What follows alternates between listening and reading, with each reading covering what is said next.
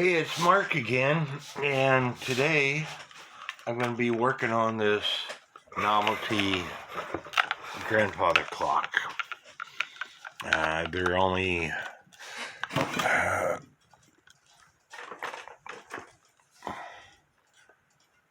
8 inches tall, well,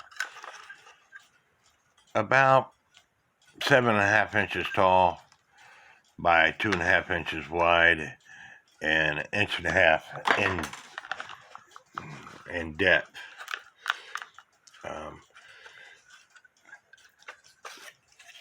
The spring is broken on it, so hopefully I have another spring around here.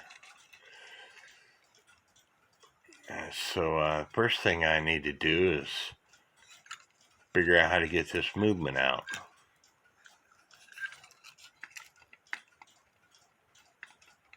And I think by taking the hands off, the movement will come out.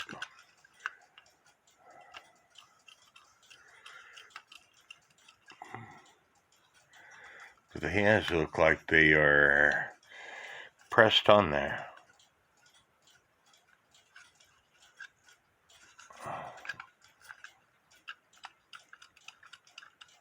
Maybe they'll come off. Or maybe I'll end up breaking it.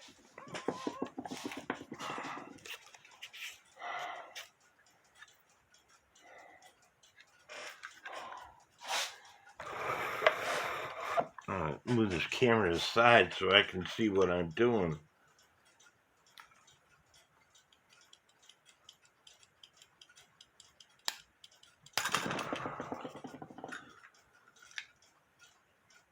That's not looking too good.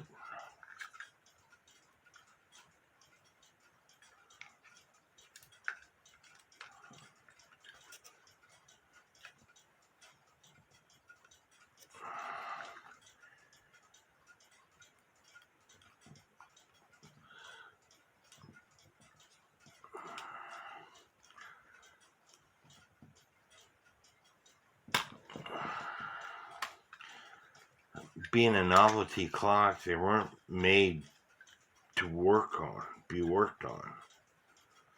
And so,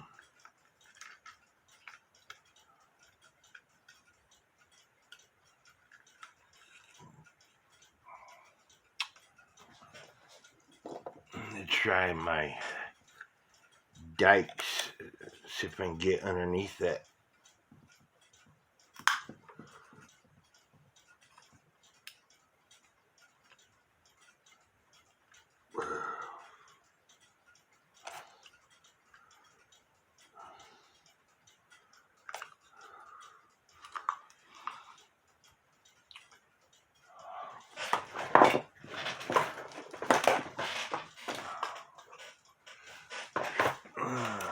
Shoot.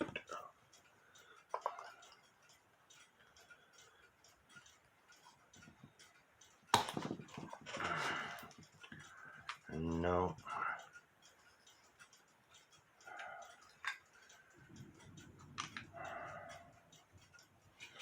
It's a HECO clock, and the HECO webpage shows that they made these things in 8-day and 30-hour. And so I wish that the spring wasn't broken, because I don't see how they can make these things in an 8-day.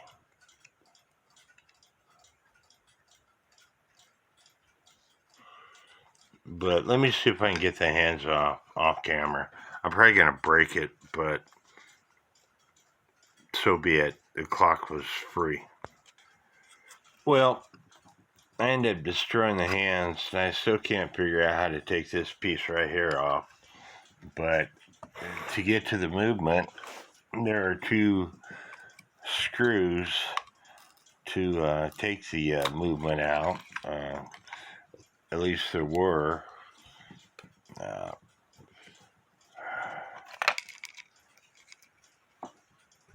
a post here for one screw, and there was supposed to have been a post here for another screw, but this thing is rusted to all get out. So this video is just going to be experience. The shaft got bent when I was trying to take the screws, the hand off. It looks bent to me, but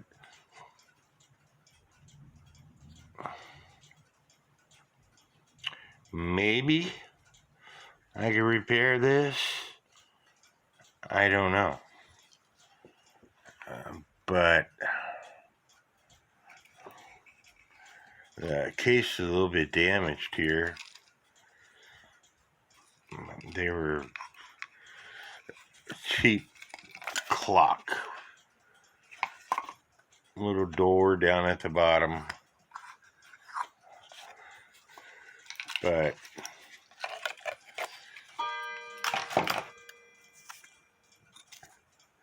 original dial, and that's probably worth a little bit of money to the right person.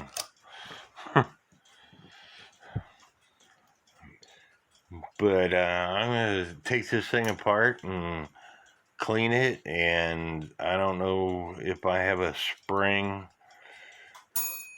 for this, and with the way the case is, whether it be worth money to buy a spring for this clock. I don't know.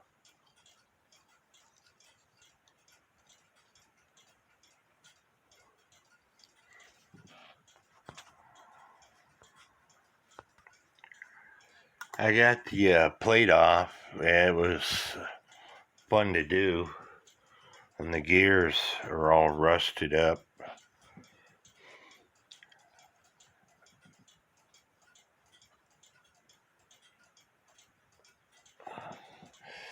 But the spring itself,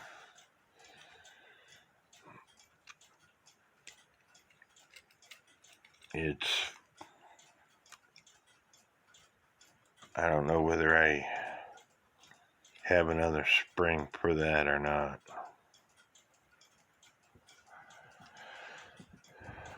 And again, I don't know whether it'd be worth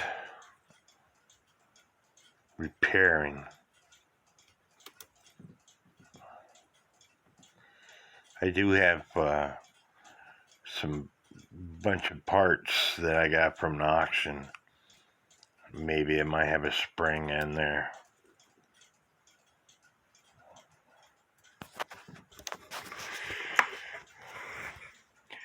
What do y'all think? Is it worth repairing?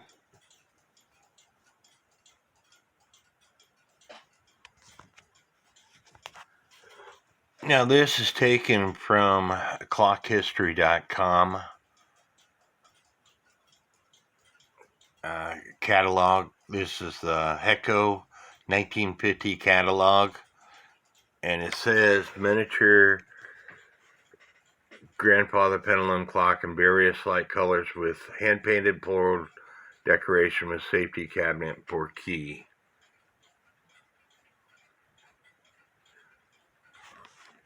Now that's the 1950 catalog, so stand by. And I wanted to mention, it says one day jumping and pendulum clocks spring wound in the 1950 catalog. In the 1960 catalog, miniature grandfather clock, 8-day and 1-day clocks. Available in light maple, mahogany, white, ivory, yellow light, blue dark, blue, pink, red, dark green, pole green, and black.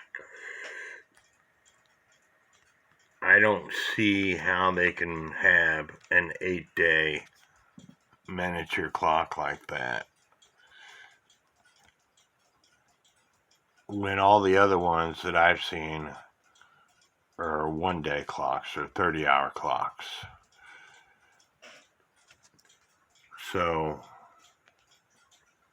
who knows? I do have a couple of springs, like I said, from my pile of parts. And at one time, the springs came with these little C-clamps. Some still do, but a lot don't. But they are not designed the same on the end, but I can make them work.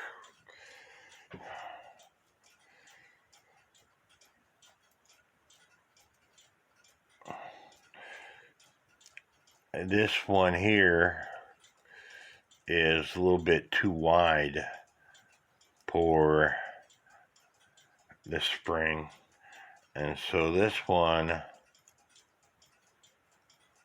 is a little bit too narrow, but I think it will work.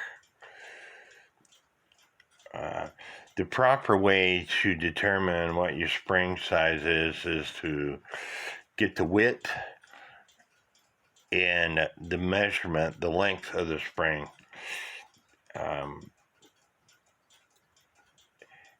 And of course the thickness.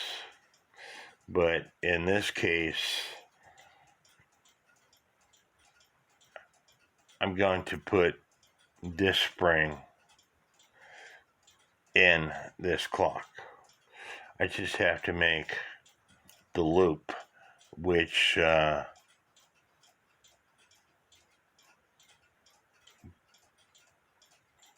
goes around the post for the clock, but I think it will work.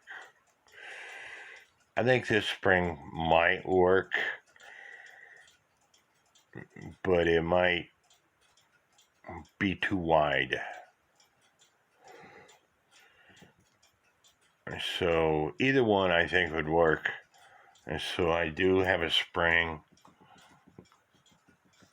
I still don't know how to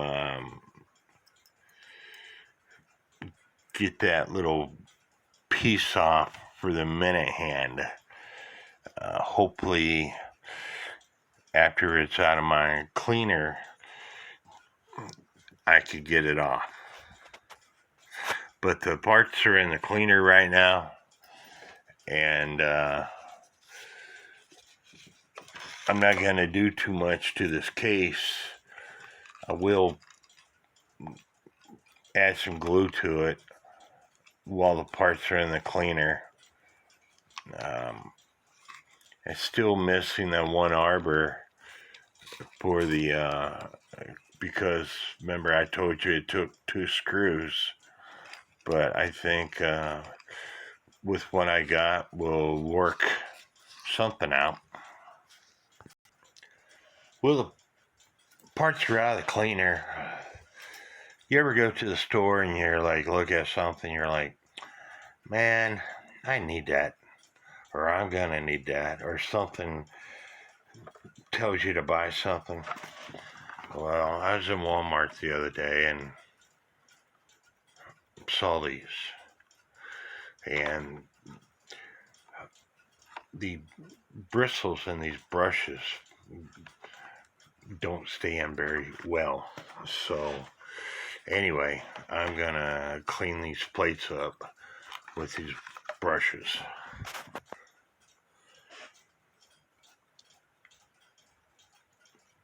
It's not the best, but it's I'm actually surprised of how well these plates are built. You can actually read the name quite well now. Yeah, you can see the wire brushes marks, but the rust is gone. I still gotta take toothpicks to the pivot holes, but I just wanted to show you how I will take a wire brush to these gears also.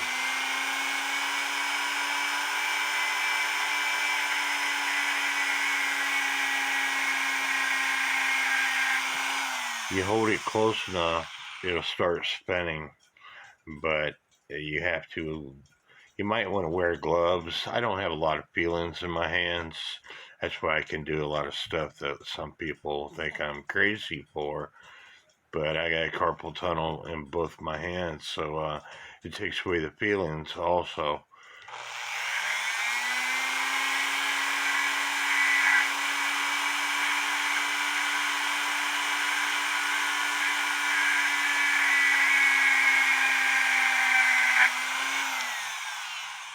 So when I was visiting a friend of mine, showing him how I do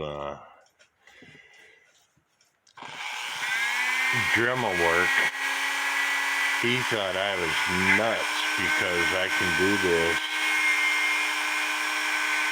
in my hands. You see, that gear poked my finger, but like I said, I don't have a lot of feelings in my hands. But anyway, it's cleaning up pretty nice. The spring I'm going to choose is the smaller one, and I'll show you why. Here's the gear for the spring. The wider one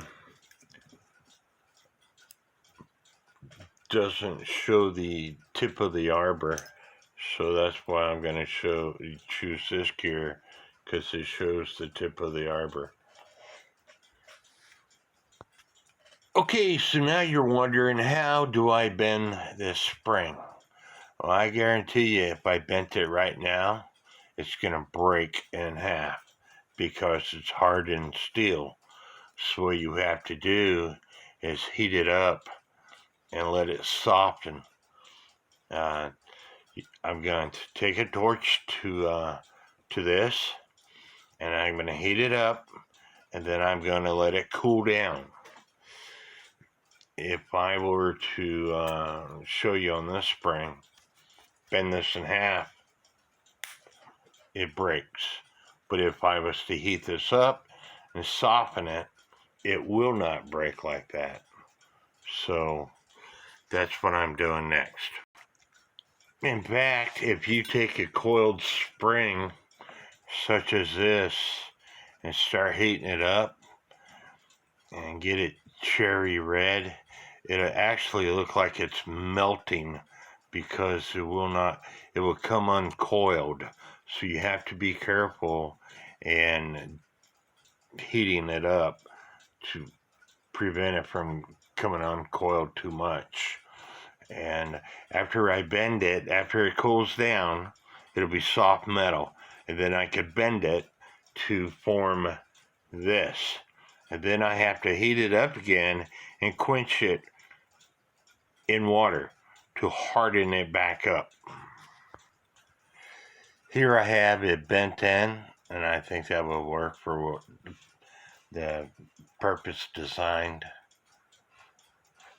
So now I had to heat it back up and quench it in water, because right now this metal is soft, so I need to quench it up, heat it in water, so it becomes hard again.